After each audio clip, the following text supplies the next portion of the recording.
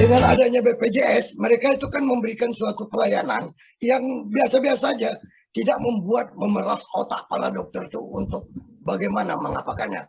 Karena ditanya pasiennya, ini apa BPJS atau biasa gitu kan, atau normal. BPJS, kalau BPJS dia cuma ngomongnya cuma 2 menit 3 menit aja. Dia melakukan perawatannya itu atau pengobatannya ya biasa-biasa aja. Mungkin begini, sistematikanya begini kalau mau kita inventarisir.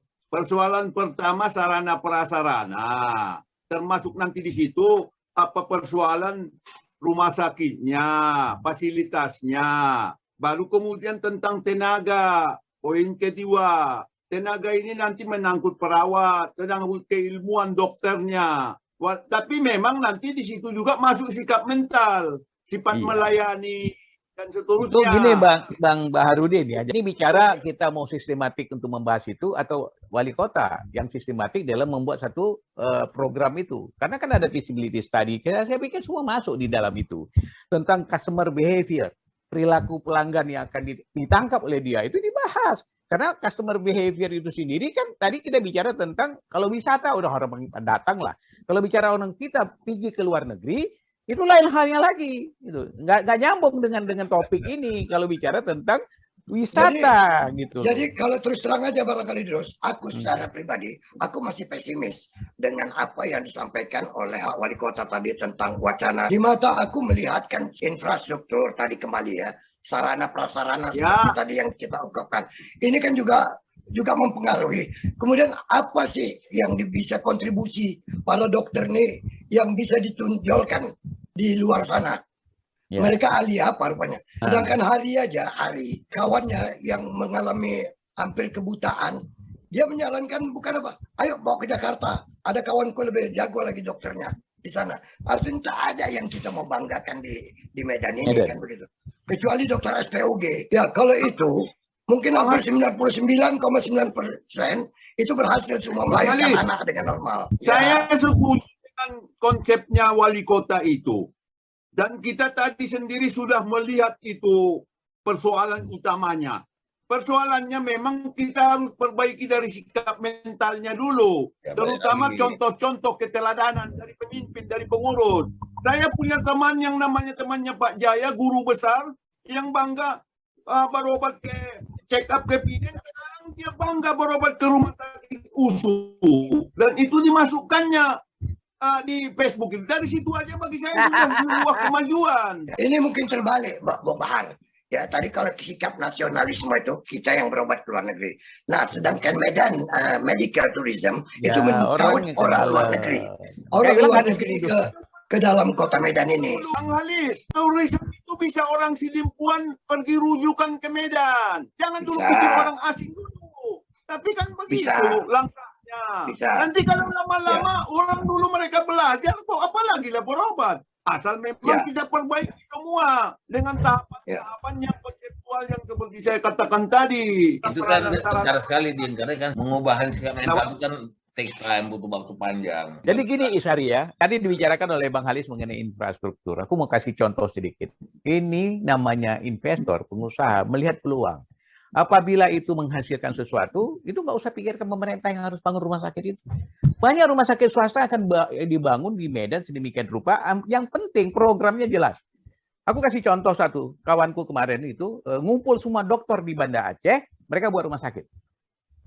Dan program jelas, clear gitu loh. Mereka dididik para perawat, dikirim untuk luar negeri misalnya. Tapi sudah siap pakai semuanya. Udah dihitung itu, aku dilibatkan di dalamnya, maka aku ngerti. Nah sekarang kalau di Medan misalnya kita bicara apapun, jangan khawatir mengenai infrastruktur lah. Orang investor itu begitu melihat itu sebuah peluang, mereka akan investasi. Yang paling penting, adakah datang orang ke sana? Apa jaminannya kalau mereka nanti berobat di Indonesia? Misalnya sambil ke Danau Toba kah? Atau tempat, ya itu yang harus dibangun gitu loh. Sesuai dengan turisme tadi. Itu inventarisasi masalah. Infrastruktur itu sebenarnya lebih nyangkut sarana prasarana. Cara prasarana nanti bukan hanya gedung rumah sakitnya, juga bukan peralatannya. Lah kan saya orang kesehatan. Iya. Saya kan nampak. Jadi benar kan itulah persamaan kita, Din. Kau orang kesehatan, aku orang sehat. Baru kemudian menyangkut tenaga tenaga itu nanti perawatnya, kedokteran, dokternya, keahliannya. Sebenarnya Medan nggak kurang. Aku ngerti bilang Bang Halis tadi, Bang. Abang bilang tadi dokter-dokter Medan banyak yang jago-jago. Itu ahli ginjal kita itu Dokter Harun Lubis itu dalam marhum ya. Itu jago ginjal se-Asia. Ya. Nah, ya. Jadi orang banyak berobat di situ. Jadi banyak. Cuman masalahnya kadang-kadang kan dia bilang, saya terikat dengan rumah sakit tempat saya bekerja. Kan ada juga rumah sakit nih yang mau jual tempat tidur, mau jual kamar. Kita udah investasi. Itulah, harusnya bisa 1 malam dibikin seminggu. Jadi gini, aku kasih contoh satu ya, mungkin bisa diilustrasi. Anakku pernah waktu istriku meninggal karena kanker, kemudian istriku pesan, bawa ini, periksa anakku yang perempuan ini, ada nggak kanker payudara? Aku periksa di Jakarta, Darmais, ada bibit-bibitnya katanya. Aku pergi ke Pineng. Ke Pineng itu aku cuma 1 malam. Datang siang, besok pagi dia periksa. Itu sore dia bilang apa? Dia panggil aku. Tidak ada, Pak. Bagaimana? Bapak nggak usah datang lagi. Malah dia yang larang aku datang. Kalau misalnya 6 bulan lagi saya datang untuk periksa, atau tahun depan saya untuk periksa, nggak perlu Bapak, nggak perlu datang katanya. Betul. Jadi gini, makanya menarik kisahku itu begini. Aku mau kasih tahu gini. Pada saat anak kau ke sana, pada saat kau bawa ke sana, dokter itu kalau seandainya dia melakukan sesuatu supaya ditangkapnya kau sebagai peluang, berarti dia dapat 1 pasien. Tapi begitu disuruh kau pulang, kau bercerita sama ribuan orang yang itu menjadi potential customer mereka. Itu cara berpikirnya begitu. Jadi dia lebih bagus pulang saja. Nggak penting saya uang kau segitu. Tapi begitu kau pulang, kau cerita sama orang-orang. Nah ini kan dari sikap orang pemasok. Iya, jadi mau tuh mau dari mulut ke mulut itu. Jadi kalau kita bicara dari Medan, bisakah demikian? Bisa saja. Yang dirubah, bukan kita merubah semua orang di dalam dulu, tapi merubah dulu tenaga medis itu supaya bersikap demikian gitu loh. Jadi secara fisiologisnya, ya dia menolak aku, bukan karena dia mau cari citra, tetapi dia bilang anak bapak no problem. Aku sanksi. 6 bulan lagi saya datang. Atau 1 tahun depan, atau 2 tahun. Buat apa bapak datang? Orang nggak ada kok katanya. Iya. Ya, ini dokter perempuan yang ngomong begitu. Dengan kata image aku terhadap dia kan bagus. Pak Isari, itu sebenarnya kalau mau dipaparkan cerita-cerita seperti ini banyak sekali. Ya. Itu yang saya coba cari inventarisir, sarana prasarana, tenaga. Tenaga itu termasuk dengan mentalnya. Kemudian sistemnya, marketing manajemennya. Saya kena prostat. Prostat itu di sini 3 rumah sakit. MMC, RSCM, saya lalui. Begitu kemudian saya rujuk ke General Hospital di Singapura. Kemudian ya, hal yang sama saya temui dengan Profesor Christopher Cheng di sana. Oh, kau itu sesuai umur katanya. Pulang aja kau katanya. Itu sebenarnya persoalan yang sudah kita alami banyak. Makanya saya sudah sampai pada tingkat menyimpulkan. Makanya saya katakan tadi persoalan manajemennya. Termasuk marketing seperti yang dibilang Pak Idrus tadi. Saya sudah sampai seperti itu. Kalau satu-satu teknis, wah banyak sekali saya bisa bercerita. Jadi gini, kita tidak menafikan ya yang kau bilang tadi itu. Mental itu tidak. Itu persoalan besar. Ya. Jadi dan tidak selesai itu. Mungkin 1 generasi pun belum selesai itu masalah mental attitude itu. Itu nggak selesai. Mungkin 2 generasi. Kita sendiri diam-diam pun ada juga itu. Bawa ke dokter terbaik lah. Habisin uang tapi kita puas. Kan begitu. Nah jadi ada juga. Terus orang bilang, waduh si Hari bawa anaknya ke Singapura. Bawanya ke Pineng. Kita mencari yang terbaik buat orang ini. Aku ingin gambarkan juga begini tadi ya tentang sarana prasarana yang dikatakan oleh Bahar tadi ya. Contohnya, kita bicara tentang peralatan medikal. Medan sebenarnya ada Malik itu cukup alatnya. Tapi satu pun tak bisa digunakan. Karena operatornya bukan dokternya. Operatornya belajar di luar sana. Betul sama itu, Pak. dokter pergi. Si dokter tak ikut dia cuma jalan-jalan. Si operatornya tadi adalah perawat kan begitu. Pulang ke Medan si operator sakit. Si dokter tak tahu menggunakannya. maka semua alat-alat itu beradalah di lorong-lorong, tidak di tempat. Sehingga tak tahu menggunakan alat instrumen yang begitu bagus, tak tahu menggunakannya. Coba kalau kita ke Pineng, kencing aja kita bisa disemprot, udah tahu dia berapa ukuran, berapa besar kekuatan kencing itu, kan begitu. Di sini kita mau bikin begitu, tak tahu dia. Nah, itu yang mau kita harapkan untuk menjadi medical tourism. Bang Halis, sebetulnya aku udah pernah ikut seminar tentang ini yang melibatkan orang kesehatan di Medan. Jadi hasilnya tak ada hasil. Yang diundang itu, yang ikut peserta, narasumbernya orang-orang kesehatan di Medan, orang rumah sakit di Medan. Aku ikut kebetulan di situ, dan hasilnya adalah tak ada hasil. Nggak ada yang jelas. Dari mana kita mau mulai memperbaiki, itu nggak tahu. Kalau kita bicarakan ini, orang kesehatan pun, orang rumah sakit pun, itu nggak bisa menyelesaikan. Enggak, kalau kau jadi pesimis begitu ya susah ya. Artinya gini, orang boleh saja berwacana. Saya pesimis terus. Bukan pesimis, Bang. Sekarang gini lah, ini ada contoh kasus. Seorang direktur BUMD di Medan. Dia main tenis, pulangnya lututnya lemas, masuk ke rumah sakit dibawa. Rumah sakitnya berteleponan sama dokter. Bagaimana sakitnya? Ini udah kasih gula. Masuk ke rumah sakit sore, kakinya yang lemas, malamnya seluruh tubuhnya lemas. Nah, dibawa adiknya ke Singapura. Apa bapak ini sakit gula? Enggak, kok gulanya tinggi. Ini cuma kurang kalium. Udah pulang bapak bawa ke hotel, makan pisang banyak-banyak, kasih kalium, pulang selesai. Itu artinya apa? Dokter di sini nggak bertanggung jawab. Itu pernah kita sampaikan. Jadi nggak usah kita memblame siapa-siapa lah. Nggak usah memblame siapa-siapa. Kita belum siap untuk itu. Betul. Aku setuju kalau itu setuju.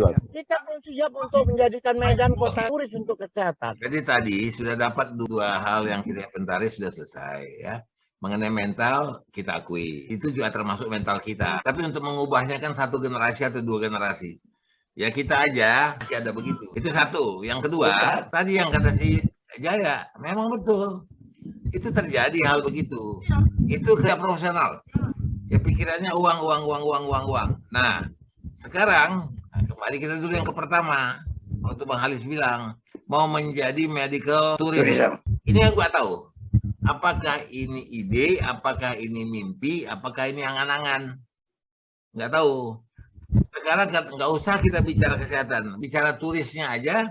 Walau si Jaya mengatakan banyak tempat turis, tapi tidak dikelola. Apa yang mau dilihat? Kemudian kesehatan, kita nggak tahu. Kita sekarang kayak masuk ke dalam rumah sakit, mau obatin orang, kita nggak tahu yang berapa harus keluar uang. Ya. Kalau di Pineng itu jelas. Ya, Data kita ini sampai selesai dia kasih Bapak berapa hari di sini, nah, uangnya sekian, tidak lebih dari sekian. Ya. Itu pas. Jadi makanya Ishari, orang kalau apapun yang dijual orang harus tahu tentang perilaku pelanggan, maunya dia apa yang dia khawatirkan oleh dia. Jadi kalau kita mau berobat, apa yang selalu kita khawatirkan adalah biaya.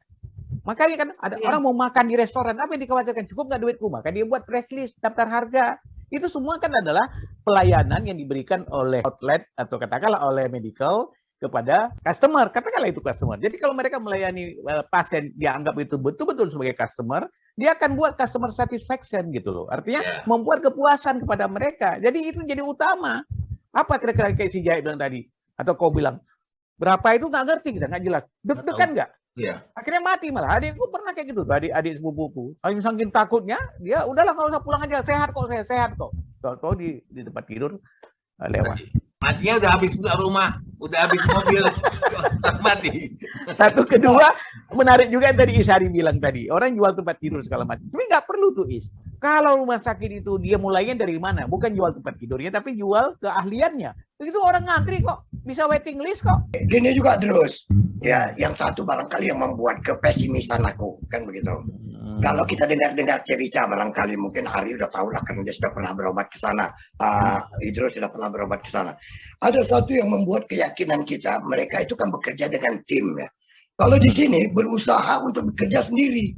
Karena bicara tentang materi tadi kan begitu. Kalau nanti bagi-bagi ada pakai tim, ini dokter gula bayarnya 300, dokter jantung bayarnya 300. Kan harusnya dia dapat 1 juta, dia tak dapat. Itu yang membuat kadang-kadang keyakinan daripada masyarakat yang berobat tuh agak lagi barangkali yang perlu bicarakan tentang profesionalisme tadi kata Ari tadi kan begitu ya. Ada seorang pasien yang berobat, yang coba berobat ya dengan karena kita punya program BPJS itu kan begitu ya. Nah, apa yang dikatakan karena dia program BPJS, dia bilang, wah dirujuk ke sana, dirujuk ke sini. Karena apa dia bilang? Instrumen atau alat untuk digunakan itu tidak kami miliki. Tapi kalau mau katanya datang ke praktek aku pribadi, di sana ada alat katanya. Karena begitu. Jadi di mana profesionalismenya kan begitu. Ya, ya. Bang, kalau bahas itu detail itu nggak seperti itu sebenarnya. Banyak ininya, tapi kita nggak usah sampai berkembang. Kepesimisan aku kan begitu. Kalau aku ngelihatnya gini, misal aku tidak yakin di Penang itu lebih hebat dari Indonesia. Aku nggak yakin. Dan bukan hanya tidak yakin, aku sudah buktikan. Yang hebat itu tadi servisnya.